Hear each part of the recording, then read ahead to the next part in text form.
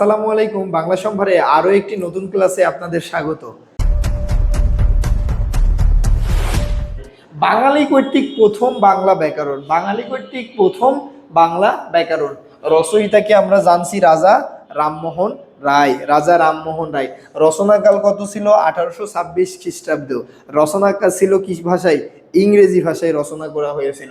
আর এটা প্রকাশিত হয় কলকাতা স্কুল বুক সোসাইটি থেকে। কলকাতা স্কুল বুক সোসাইটি থেকে 1833 খ্রিস্টাব্দে কি ভাষায়? বাংলা ভাষায়। কি ভাষায় প্রকাশিত হয়?